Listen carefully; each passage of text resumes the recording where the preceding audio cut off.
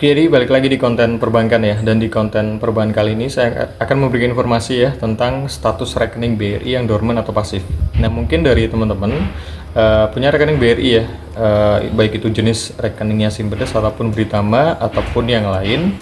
Nah, padahal masih ada saldonya, tapi ternyata status rekeningnya itu dormant pada saat teman-teman itu mengecek lewat mesin ATM atau CRM. Di layar monitornya ada keterangan dormant atau pasif. Nah, dari BRI itu sudah merilis ya perihal kebijakan mengenai status rekening dormant atau pasif.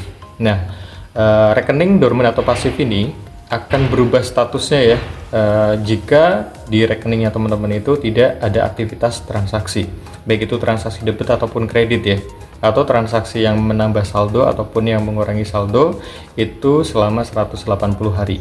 Nah, kalau selama 180 hari itu tidak ada aktivitas transaksi, maka status rekening teman-teman itu menjadi dormant ataupun pasif. Dan untuk jenis rekening apa saja sih yang mengalami masa dormant atau pasif selama 180 hari jika tidak ada aktivitas transaksi? Di sebelah sini ya, itu untuk jenis rekeningnya saya tunjukkan di video begitu. Nah, gimana sih cara untuk mengaktifkan kembali rekening dormant ataupun pasif? Nah, jadi teman-teman itu bisa melakukan proses reaktivasi ya ke kantor BRI terdekat. Tidak harus ke kantor BRI awal pembukaan rekening, jadi bisa ke kantor BRI cabang, kemudian KCP atau kantor cabang pembantu, dan kantor BRI unit terdekat.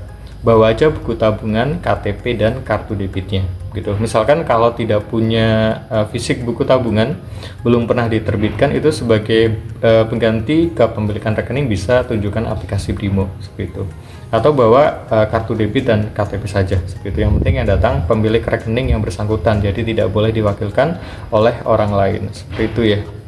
Ya, karena untuk saat ini itu banyak teman-teman atau nasabah Bank BRI yang tiba-tiba itu mau melakukan transaksi ya tiba-tiba keterangannya dormant atau pasif. Jadi itu salah satu kebijakan baru ya yang dikeluarkan oleh BRI di tahun ini. Jadi saya sarankan biar teman-teman itu rekeningnya aktif terus, yang pertama itu harus ada saldonya. Selain ada saldo, teman-teman itu atau nasabah baik Bank BRI itu wajib melakukan aktivitas transaksi, baik itu transaksi yang bersifat mengurangi saldo ataupun menambah saldo, baik itu transaksi debit ataupun kredit.